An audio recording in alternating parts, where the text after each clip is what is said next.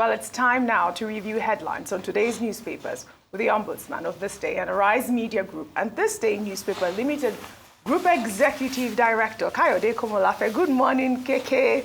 Welcome to our Sunday Tonic program. Good morning.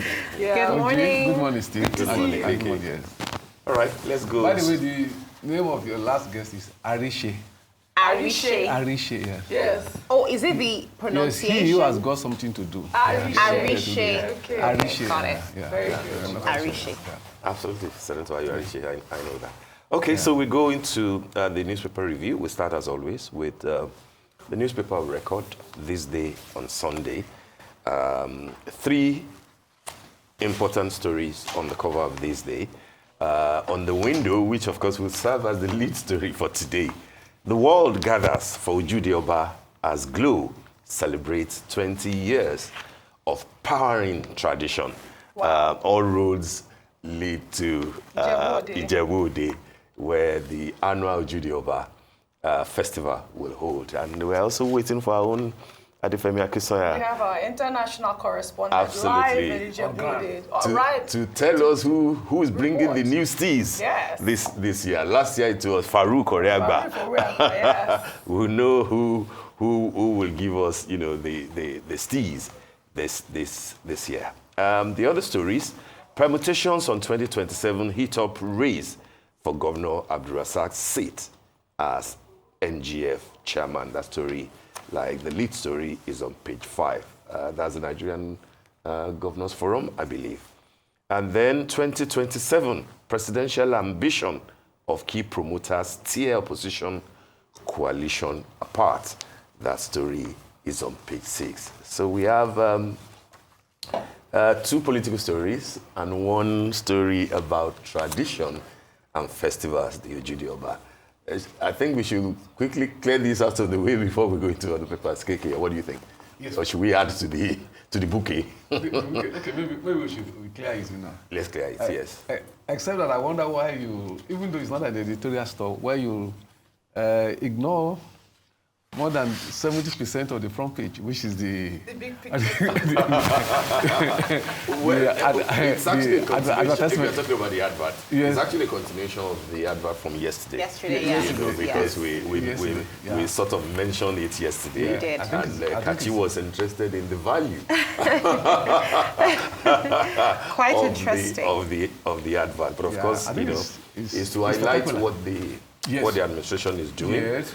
Sometimes I don't get the point of those who are making the advert, sharing the glory with the person that they are trying to, they're trying to greet. If this is about President Tinubu's achievements, the ministers also slotted themselves, in there. have to know who did it. Just to say that we're paying for this, by the way. Yes. KK, over to you, No, yes, you said it's to showcase what the administration will do, but specifically in the department, and that department is the FCT. So it is the FCT, that is, the authorities of the FCT that are doing it. So it's only natural, for them to say that this is what we are contributing, to the administration, And like I said, even though it's an advert, but perhaps it's important to make, some remarks about it. That there are 2 sides to it. There are people who feel that while spending, so much money, trying to showcase what is done. But if we go by the logic of our colleague, our friend, who is the DG of NOA, Larry Onilu, as he said that, if you look at the Nigerian situation, it depends on how you are looking at it. Is the glass half empty or is it half full? Now, if we go to the dialectics of that, I think that when you are in an era, of what I even call, hyper-patriotism, that yes, that something has been done, not enough has been done, is different from saying that nothing has been done at all. So I'm saying that perhaps what the FCT ministers, are doing will be justified, on the ground that some of their critics are not just saying that they're not doing enough, but that nothing is being done at all. So if something is being done, it is important to draw attention to it and put it. And I think to that extent, you know, so yeah. And again, if you don't mind, it's good business, you know, for us in the good business. The good business part, I understand. Yes, yes. But then the review of an advert, I'm not so sure. But let's carry on. Yeah. No, because it's actually making a statement. You know, it's a statement. Now for Ojude Obadi, I agree with you. Is the lead story, and I agree with you, Steve. And I think especially let us. Congratulate, you know, the Awujale of Ijebu, Oba Sikiru Kayode Adetono, you know, for this, you know, because today, all the various age groups, different societies, pay homage, you know, to, and, you know, express their reality, and also celebrate the unity of Ijebu people, you know, the cultural, you know, unity, you know, the peace in the land, and also have a reflection, you know, on their progress. I think there's something, you know, very commendable about Ojude Oba, you know, as a brand. You know, that is over the years has evolved, you know, as a brand, you know, in showcasing Ijebu culture, the costumes, you know, and the rest, and to also draw attention that, you know, that is evolving as a brand is also having, you know, economic implications, because look at those actual, you know, those costumes, you know. Yes. Because that the manufacturers, you know, it is occasions like Ojude Oba that will actually, you know, provide, you know, the market, you know, which is quite positive, you know, for, you know, the economic development, you know, of the community. Secondly, too, like talking about unity, you know, the Ojude Oba, I think traditionally is celebrated on the third day of the The Awujale of Ijebu land, you know, is a Muslim, you know, and that is also remarkable, and also it's a teachable moment, you know, that on this occasion, you know, Muslims, Christians, worshippers of traditional religions, people who don't even believe in any religion, but they are all united by one thing, and that is the celebration of Ijebu culture, the celebration of the unity of Ijebu and peace and progress of the land, you know, that it shows, you know, the way, you know, our communities should be, you know, I mean, should be united in purpose. And to that extent, we say congratulations to Awujale and all Ijebu sons and daughters, you know, both at home and abroad, you know, this edition of Ojude Oba, yes, as a big brand, you know, that is still evolving. Yeah.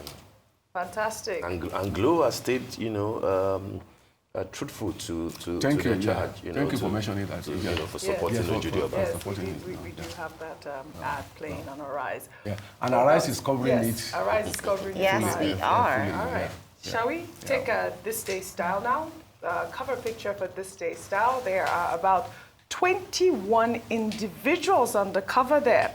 And the tagline is the next generation making waves. I mean, we've seen these phenomenal individuals from Tunde Onokoya to Hilda Bachi, to Ioluwa Boyeji, to Vicky James, Andrea Yama. These individuals cover the industry of fashion, beauty, digital and cultural innovation, tech, food, art, education, as well as media.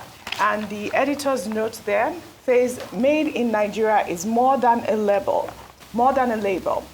It's a declaration of creative independence, a fusion of culture and innovation, and a testament to a generation rewriting the narrative of African excellence. I love that, rewriting the narrative of African excellence. Across fashion, beauty, technology, cuisine, and art, Nigerian creators are shifting global attention towards their own orbit. One bold idea, one bold visionary product at a time. I mean, kudos to Konya for this initiative. It is great to highlight these are young generation leaders. And, you know, it would be interesting to read their profile in the cover inside This Day Style today. They have highlighted what they have been doing so far. Really kudos to all of them. Mr. KK.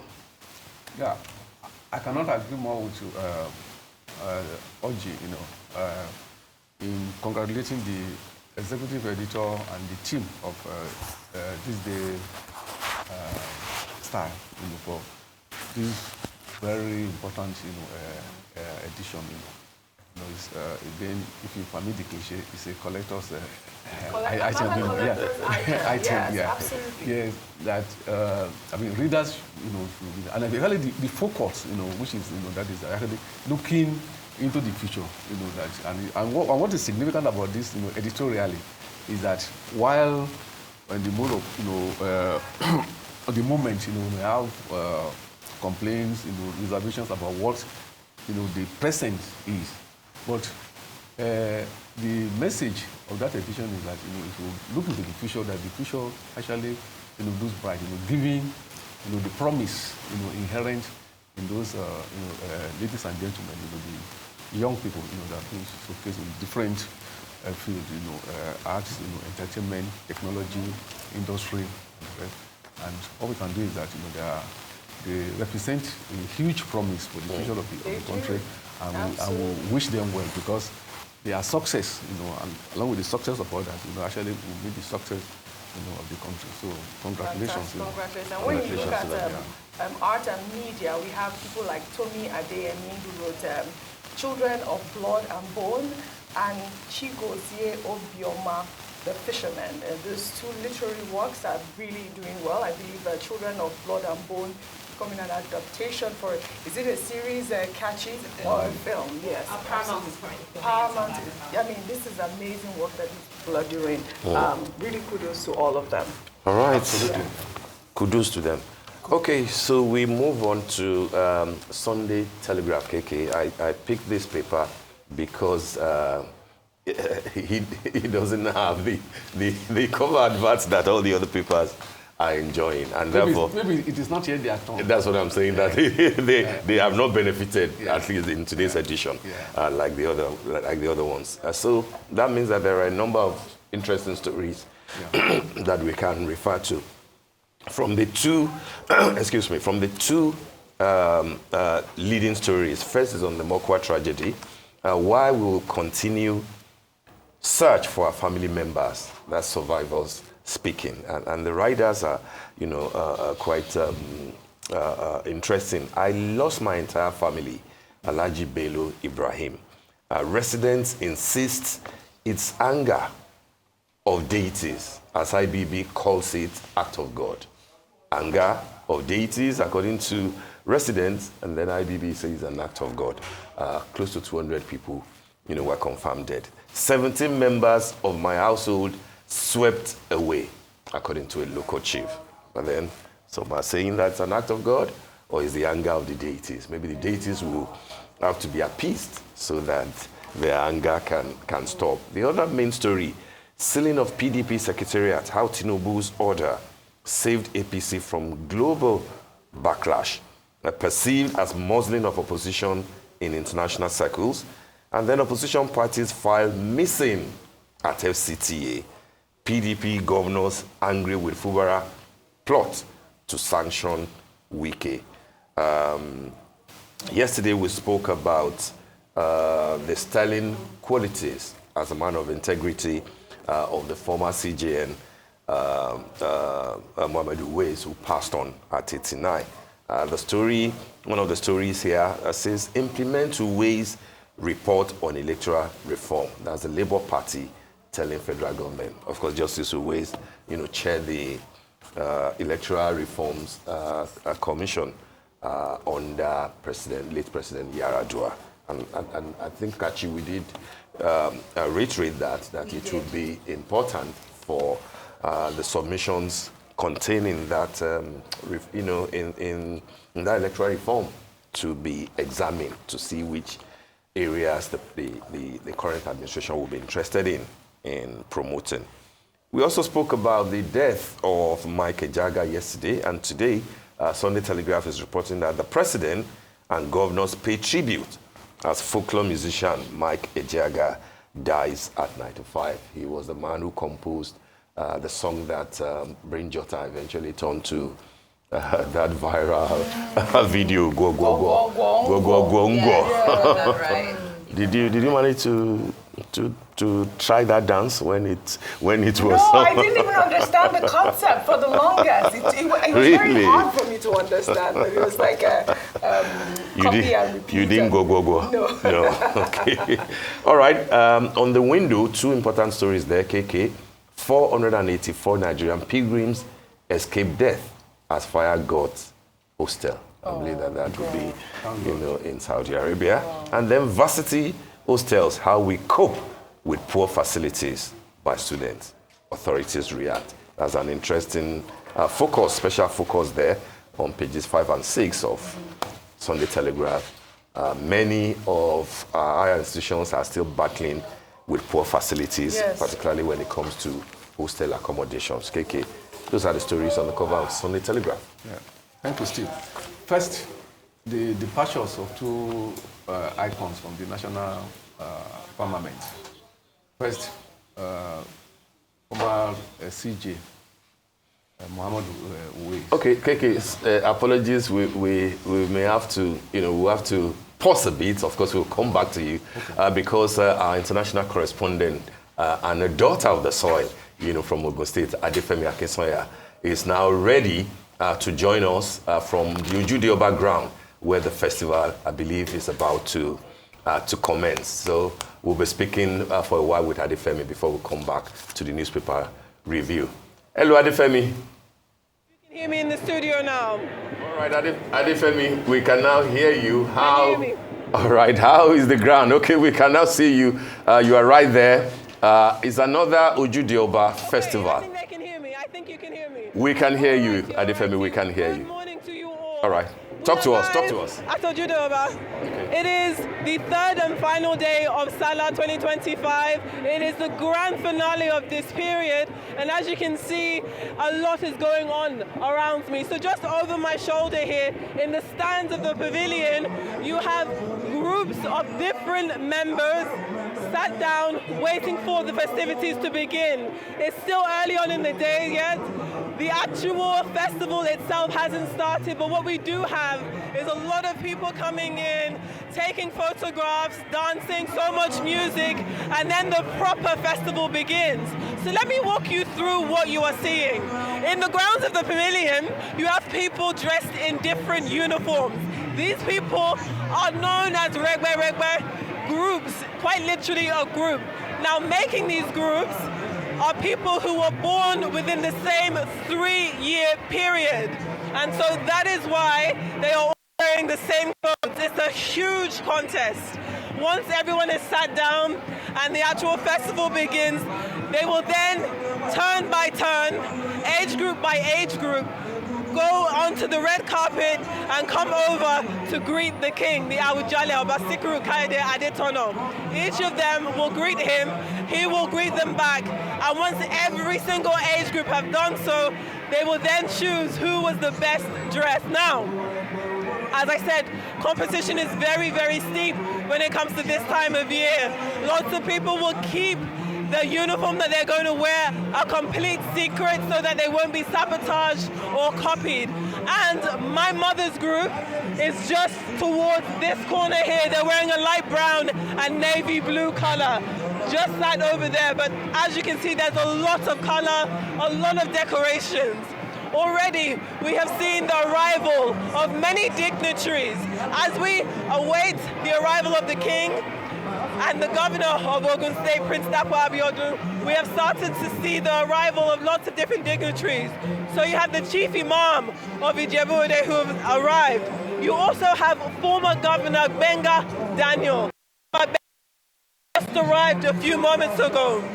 Olorogun Stony Kuku also has arrived and has entered into the new pavilion.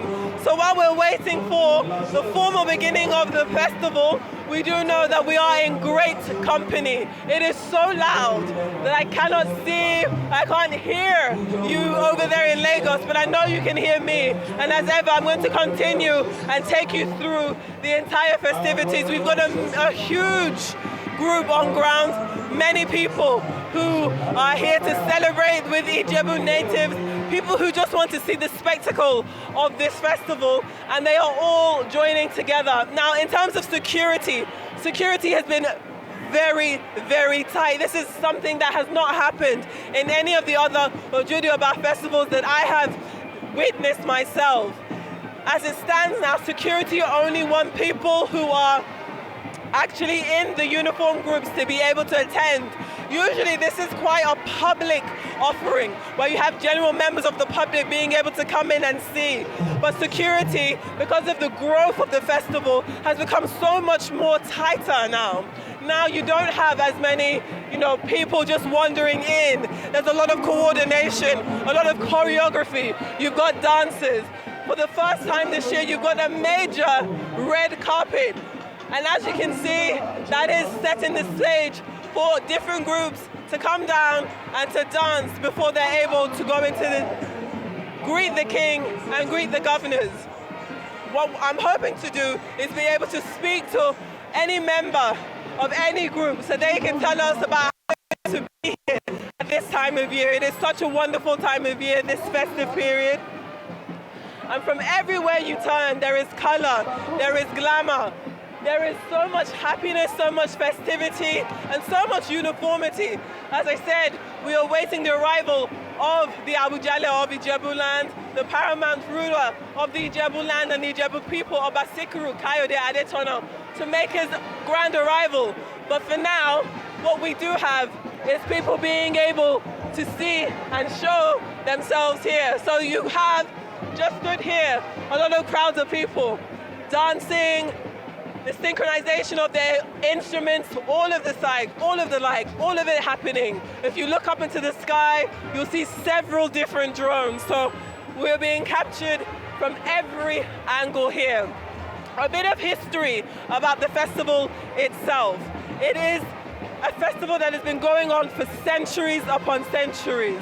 Even though the festival itself is traditionally far more cultural than religious, it does have Islamic backgrounds, it does have Islamic roots. Initially, the very first iteration of Ojude Oba festival happened because the people of Ijebu land wanted to pay homage to the king for allowing them to build what turned out to be the very first mosque in Ijebu land.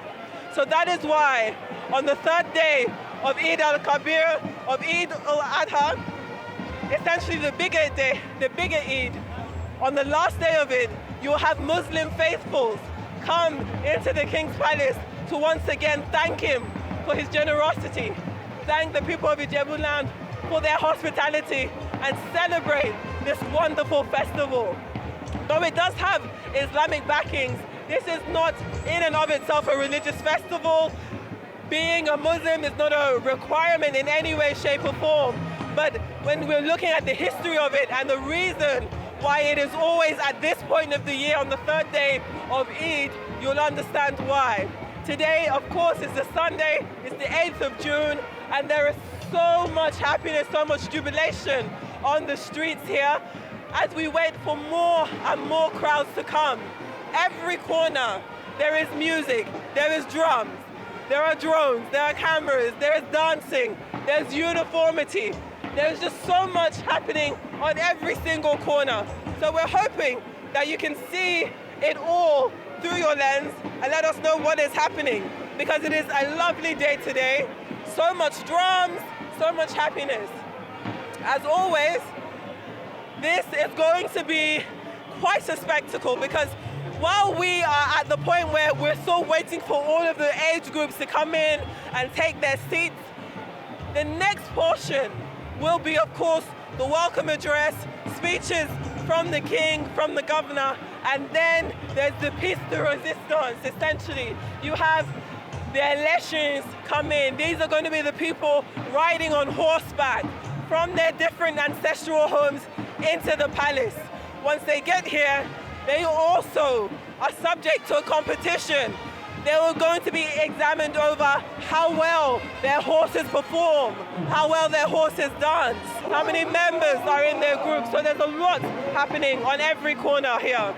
All right, that's a good one. That's the spirit of Ojude Oba. Yes. Right, you know, all the way from Ijebu-Ode. Yes, and kudos to our international correspondent, Adefemi Akinsoya, with that robust briefing of the Ojude Oba. I love the fact that she detailed everything from the Regbe performance. Proper context. Proper context, the historical value that this festival brings to Nigeria, represents to as well. And, we look forward to another viral moment. I mean, that's what I'm looking forward to, really. I'm looking forward to seeing Mr. Steez, actually. Mr. I know yes. he will be there. That's Farouk Oriaba. Yeah, I know he will be there. And I'm loving the fashion from the women as well. I see a lot of them wearing their proper rampuba with cowboy boots, actually. Yes. So the style is incredible. But also, I wanted to just touch on the beauty of Ojude Oba and how this can be replicated across all 36 states in Nigeria, because every single state has a festival that is unique to its location. So we need more private integration, because clearly this event is beautiful as it is, because there's a huge amount of sponsorship going in this year, as we've seen in previous years as well. So I look forward to seeing this replicated around other states in Nigeria. Let's bring our festivals home and let's take them international. I look forward to what everyone's going to be wearing. Adefemi Akinsoya's mom, especially as well as of course, Kiki, what are you looking forward to before we go? The Awujale, and of course I believe the Baloguns as well. They are like the main people to look out for. Yeah. Well, the statement from Awujale. Yes, Awujale. Well, all right. On that note, we would like to thank you very much for joining us on the newspaper review this morning. We hope to see you next week. And for sharing the Ojude Oba moments with us. Yes. Thank you for doing that. Thank you, all right. KK. That brings us to the end of the morning show today. Thank you for watching and do stay safe. I'm Steve Ayorinde. Emphasis on making our festivals global and international. Looking forward to every event from Ojude Oba today here on Arise News. I'm Kachi Ofia. Absolutely, Kachi. And I'm Ojude from our entire team here in Lagos. Enjoy the rest of your morning and, of course, the rest of your day. Goodbye.